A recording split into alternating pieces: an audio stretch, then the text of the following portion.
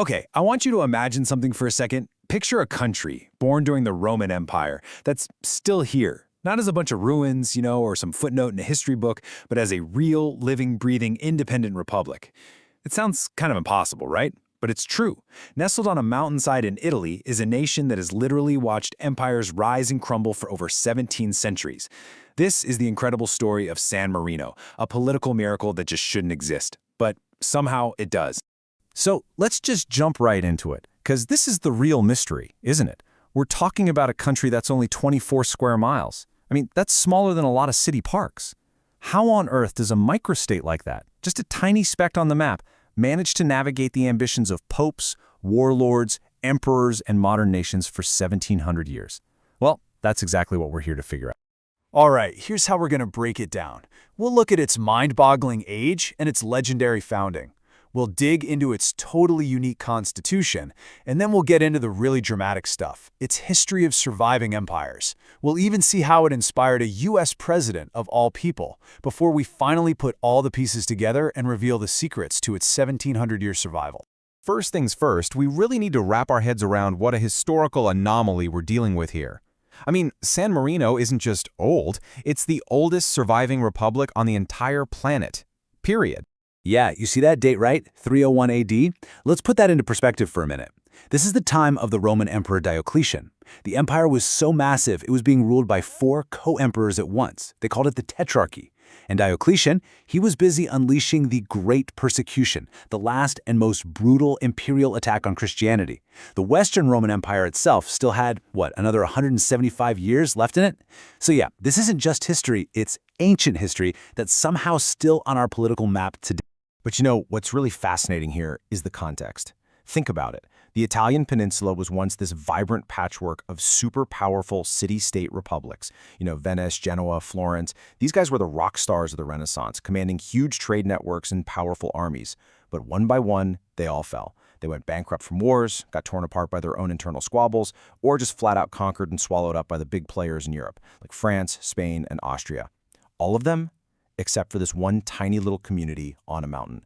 San Marino is literally the last one standing. So how did this all even start? The survival of San Marino isn't just about getting lucky or having a good location. Nope, it all began with a really powerful idea. An ideal born from a simple desire for refuge and freedom. So the story goes, the republic was founded by a stonemason named Marinus. He was a Christian from an island that's now part of Croatia, and he'd come to Italy to work on rebuilding the city walls of Rimini. But when Emperor Diocletian's persecution really kicked into high gear, Marinus fled to the nearby peak of Mount Titano, which was, a pretty defensible spot. He lived there as a hermit, built a small chapel, and his reputation for being a holy man started attracting a small community of other Christians who were also looking for a safe haven from all the chaos in the late Roman world. And this right here brings us to the nation's foundational principle. These are supposedly the last words Saint Marinus ever said to his followers. I leave you free from both men. Now, for centuries, that has been interpreted to mean one thing. Freedom from the emperor, that's your external political power, and freedom from the pope, that's your external religious authority. This single powerful phrase basically established this non-negotiable ideal of independence that has defined San Marino's identity and its foreign policy ever since. Okay, but having a great ideal is one thing, right? You need a system, a real framework to keep it going. And a huge part of San Marino's endurance comes down to its unique and incredibly old legal framework, a system of governance that has given it stability through the ages. And what you're looking at here, well, this is the heart of that system. This is the title page of the Statutes of 1600. Now, it's not a single document like, say, the U.S. Constitution. It's actually a collection of 6 books written in Latin that codify all the laws and government practices that had been developing for centuries.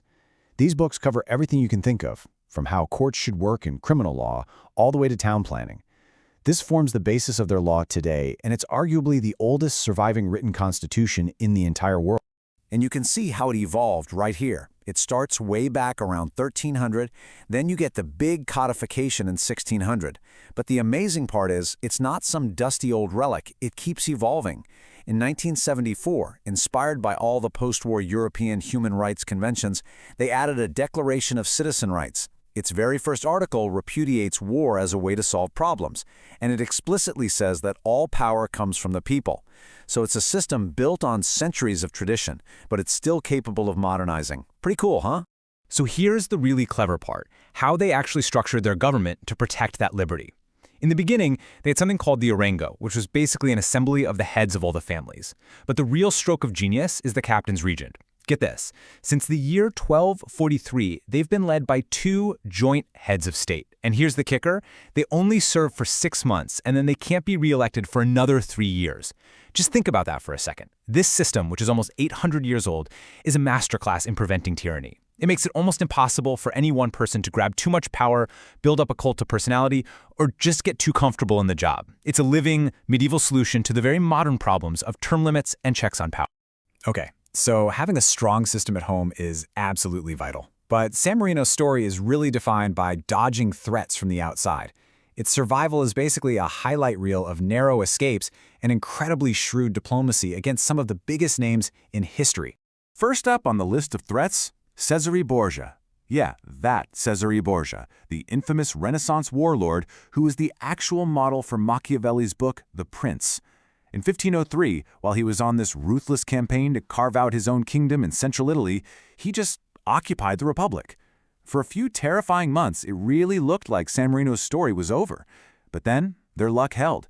Borgia's father, the super-powerful Pope Alexander VI, died suddenly. And just like that, Borgia's entire power base completely collapsed, and the San Marinus were able to kick his officials out and get their freedom back.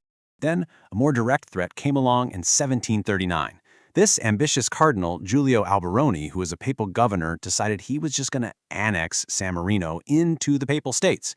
He marched his troops in and forced the officials to swear allegiance to the Pope. But the people, they resisted. They used widespread civil disobedience. They smuggled secret notes to Pope Clement XII in Rome, pleading their case based on their historic rights. And it worked. The Pope realized Alberoni had gone way too far and ordered him to withdraw. On February 5th, 1740, their independence was restored.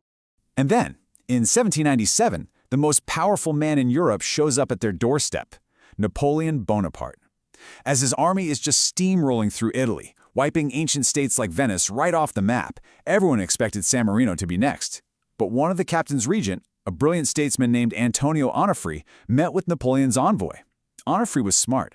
He talked about their shared republican ideals, their ancient history of liberty, and hey, their harmless poverty. And it inspired this deep respect in Napoleon. He not only guaranteed their independence, but, amazed by their sheer survival, he even offered them cannons and more territory. And this is where that San Marinese wisdom really shines. Onofre politely but firmly turned down Napoleon's offer to expand their territory. He understood a timeless truth, one captured in this quote from the time: "Wars end, but neighbors remain." See, taking land from a conqueror would make them enemies of their Italian neighbors forever. By saying no thanks, they kept their neutrality and proved to everyone they weren't a threat. That decision was absolutely critical for their long-term survival after Napoleon was eventually defeated. But maybe the single most important moment in securing San Marino's modern existence happened in 1849. The revolutionary hero Giuseppe Garibaldi, the hero of two worlds and the main engine behind Italian unification, he was on the run. His army had been crushed in Rome, and he and his last 250 soldiers were exhausted, starving, and being hunted by 10,000 Austrian troops. They were literally trapped against the border of San Marino with absolutely nowhere left to go. So, cornered and desperate, Garibaldi asked for refuge. Now, for San Marino, this was a huge risk. Sheltering him was basically an act of defiance against the mighty Austrian Empire. But, true to their history, they opened their gates. In exchange for disarming his men, they offered him and his wife sanctuary, and Garibaldi never forgot it. He gave them his solemn promise. When Italy was finally a unified country, San Marino's independence would be respected. And he kept his word. He personally made sure the new kingdom of Italy left the tiny republic alone. That one single courageous act of hospitality secured their entire future. San Marino's story resonated far beyond Italy. It became this powerful symbol of republican endurance, and it led to this fascinating and little-known exchange between the world's oldest republic and what was, at the time, the world's largest. So check this out. In 1861, just as the American Civil War was kicking off, the government of San Marino writes this letter to President Abraham Lincoln. Think about it. At a time when the world was dominated by monarchies and empires, they saw a fellow republic in mortal danger.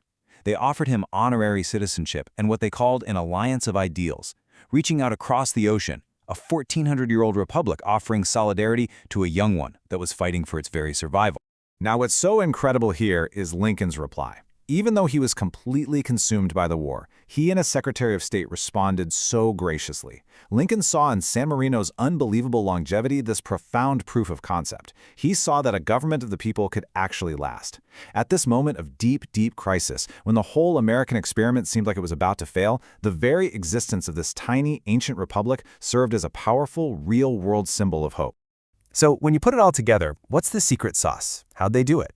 Well, it wasn't just one thing. It was this masterful combination of geography, diplomacy, principle, and yeah, let's be honest, a little bit of good luck. So here's the bottom line. It was a multi-layered strategy. Their fortress on Montitano gave them natural defenses. Their diplomacy was just incredibly shrewd, like when they politely turned down Napoleon's dangerous gift. They made friends in high places at just the right moments, from the Dukes of Urbino, who were early protectors, all the way to Garibaldi himself. Their reputation for neutrality, which they earned by providing refuge to people, became their shield. And holding it all together was that unwavering commitment to the idea of liberty that San Marinus established all those centuries ago. And all of that leaves us with one final thought. In a world of giants, of superpowers, San Marino stands as a testament to an idea. The idea that being small isn't the same as being weak. It proves that a state, if it's founded on principles of freedom and governed with wisdom, can endure against all odds. Its very survival asks us a question. What's the true measure of a nation's greatness? Is it its size, or is it its resilience?